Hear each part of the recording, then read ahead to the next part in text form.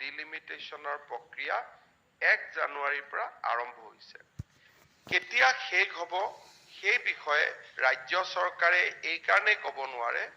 যে ডিলিমিটেশ্যনৰ প্ৰক্ৰিয়াটোৰ লগত ৰাজ্য চৰকাৰ প্ৰত্যক্ষ বা পৰোক্ষভাৱে জড়িত নহয়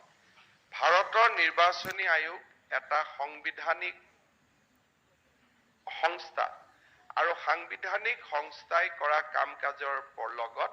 ৰাজ্য চৰকাৰ সাধাৰণতে জড়িত হৈ নাথাকে ৰাজ্য চৰকাৰৰ কাম এটাই হ'ব যে আমাক যি ধৰণে পৰিসংখ্যা বিচাৰে ডেটা বিচাৰে সেইখিনি আমি তেওঁলোকক এজ ইট ইজ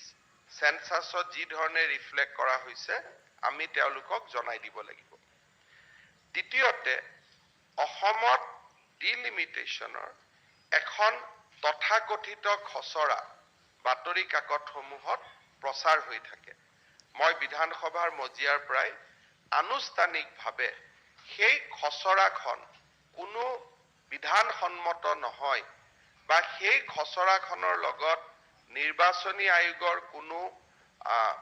অথৰিটি সেই খচৰাখনৰ লগত জড়িত নহয় বুলি মই আনুষ্ঠানিকভাৱে ক'ব খোজো সংবাদ মাধ্যমৰ এটা মুখৰোচক বাতৰিক বাদ দি এই বাতৰি কাকতত ওলাই থকা যি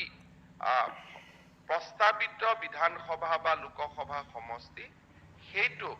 চৰকাৰী স্বীকৃতি নহয় বা নিৰ্বাচনী আয়োগৰ ড্ৰাফট নহয় বুলি মই নিশ্চিতভাৱে ক'ব পাৰো নিৰ্বাচনী আয়োগে জিৰোৰ পৰা নতুনকৈ এই গোটেই নিৰ্বাচনী সমষ্টি পুনৰ গঠনৰ ব্যৱস্থাটো আৰম্ভ কৰিব আৰু তাৰ পৰিপ্ৰেক্ষিততে নিৰ্বাচনী আয়োগ প্ৰথমবাৰৰ বাবে অসমলৈ আহিব সেইবাবে সন্দেহৰ মাজত থাকি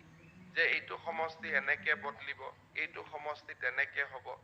এই ধৰণৰ চিন্তা চৰ্চাৰে সমষ্টিৰ মানুহক ন্যায়সংগত অধিকাৰৰ পৰা বঞ্চিত কৰা উচিত নহয় ডিলিমিটেশ্যনৰ চূড়ান্ত ফলাফল কেতিয়া ওলাব কেনেকে ওলাব তাৰ বিষয়ে ৰাজ্য চৰকাৰৰ লগত কোনো তথ্য নাই it is entirely on the Election Commission of India নিৰ্বাচনী যিটো ডিলিমিটেশ্যনৰ প্ৰচেছ হি এনআৰচিৰ কাৰণে বন্ধ হোৱা নাছিল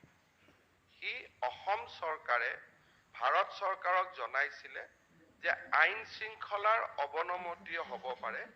আৰু তাৰ বাবেহে ডিলিমিটেশ্যন হ'ব নালাগে সাধাৰণ ৰাইজৰ মাজত যিটো কথা ওলাই থাকে যে এনআৰচিৰ কাৰণে ডিলিমিটেশ্যনৰ প্ৰচেছ বন্ধ আছিল সেইটো তথ্যৰ ওপৰত প্ৰতিষ্ঠিত নহয় সেই সময়ৰ কংগ্ৰেছ চৰকাৰে ডিলিমিটেশ্যন আয়োগক লিখিছিলে যে অসমৰ আইন শৃংখলা পৰিস্থিতি ভাল নহয় তাৰ বাবে ডিলিমিটেশ্যনৰ এক্সাৰসাইজ কৰিব নালাগে